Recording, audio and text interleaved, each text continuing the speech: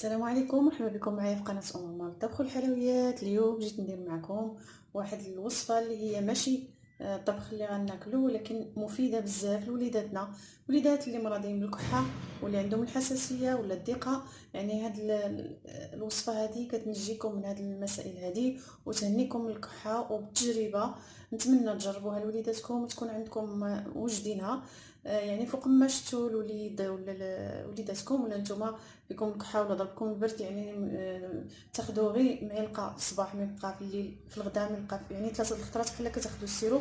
هذه كتهنيكم من الكحه والزيار ديال الصدر اللي عندهم. بالنسبه اللي عندهم الضيق ديال الصدر، غادي نبدا معكم ان شاء الله مقادير وكيفاش غادي نصاوبوها. هنا غادي ناخذوا واحد البسيل باش غادي نقيو الثومه ديالنا. يعني عندي هنايا كرموس راكم كتعرفوها كاملين، كرموس. يعني نحاولوا ناخذوا الكرموس اللي مزيانه. عندي العسل، عندي زيت البلديه، عندي الثومه الحمراء ضروري ماشي البيضاء.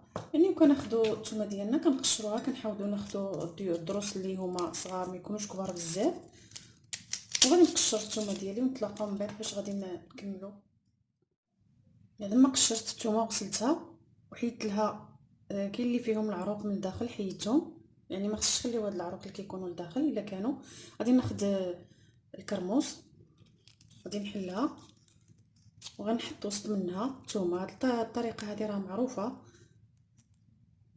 يعني. وغندير وسط منها الثومه وغادي نغلق عليها بهذا الشكل، وغادي نحطها في هاد الكسكاس هذا باش غادي نفورها. يعني غادي نكمل انا هاد الطريقه هذه. غادي ناخذ الكرموس، غادي نحلها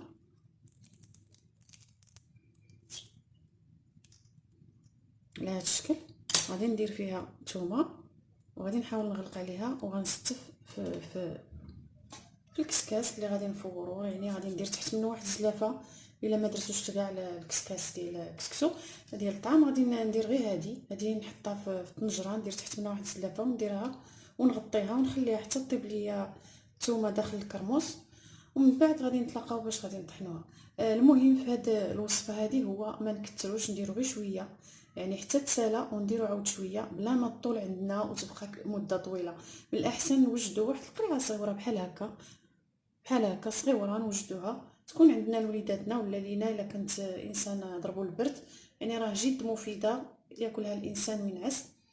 وغادي ان شاء الله نكمل انا الطريقه على هذه الطريقه، ومن بعد نتلاقاو باش غادي نطحنوها ونوريكم كيفاش غادي نديرو سيرو لوليداتنا ولينا ان شاء الله. هي الكميه اللي درت هانتوما تشوفوا كميه قليله، يعني احسن لينا نديرو كميه قليله حتى تقاضى نديرو كميه اخرى بلا ما نكثروا علينا وتبقى محطوطه. يعني من الاحسن الحاجه تكون جديده. راني خديت طنجره درت فيها الماء ودرت واحد الزليفه وحطيتها عليها، غادي نغطيها بالمطه وغنديرها تفور. ومن بعد غادي نطلقها باش نطحنوها. هنا بعد ما تفورات الشريحه اولا الكرموس مع الثومه، يعني كطيب الثومه وسط الشريحه، كناخدوها غادي نطحنوها في مولينيكس. يعني في اي آلة عندكم طحنوا فيها ونضيفوا عليها الزيت.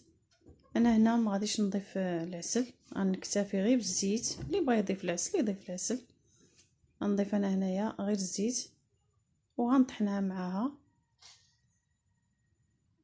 يعني كتبقى الزيت هنايا واحد الكميه اللي هي على حسب اللي بغيتو، تكون خفيفه اولا تكون ثقيله على حسب اللي بغيتو. غنطحنها ونطلقها. هنا بعد ما طحناه نتوما تشوفوا كي كتجي، يعني الا بغيتوها تكون على هاد الكميه هكا ولا بغيتو تضيفوا لها الزيت. بعد كناخذوا واحد القرعه اللي هي معقمه وكنعمروها، كنحاولوا نعمروا القرعه. ومن بعد غنزيد نضيف عليها شويه الزيت. هنايا الا بغيتو ديروها للوليدات تكون خفيفه بحال الشكل خفيفه، يعني على هكا ديروا واحد الكميه في قرعه شويه كبيره وتضيفوا عليها الزيت، غتخلطوا مزيان وغادي تكون خفيفه. يعني انايا خليتها على هذا الشكل. غادي نضيف لها الزيت البلديه من الفوق، ولا بغيتو كذلك تضيفوا لها حتى العسل ممكن. انا اكتفيت غير بالزيت. يعني من بعد اللي بغى العسل ياكلها بوحدها.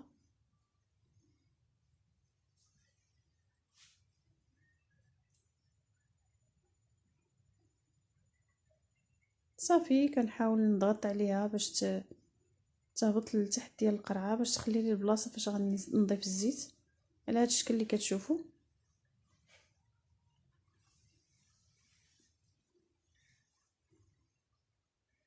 ونضيف لها الزيت هنا وغادي نسد عليها ونحتفظ بها، يعني غير في بلاكار، لا داعي من الثلاجه، وغادي نخليوها ونبقاو ناخذوها ونحاولوا ناكلوا منها. واخا الانسان يكون ما به والو، راه هي زوينه، كتقوي المناعه. وهذا هو الدواء ديال البرد، دواء الكحه وديال الصدر. هذه هي الوصفه اللي درت معكم ديال البرد وديال الكحه وديال الصدر. انا بالتجربه ديالي انا حتى انا كنت مريضه يعني كيتزير لي صدري وديما الرابوس ديما الكينه، كذلك ولدي. وبالتجربه ديالي هاد الوصفه هذه الحمد لله انا ما بقيت كندير لا رابوس لا كينه الحمد لله. وولدي كذلك نقص ليه الحال ما بقاش كي كان. هاد الوصفه هذه جد فعاله لصحاب الكحه وصحاب الربو، يعني وصفه رائعه وكذلك عندها منافع اخرى. نقدروا نبحثوا عليها ونلقاو عندها منافع اخرى. شكرا لكم على التتبع ديالكم، والى وصفه اخرى ان شاء الله.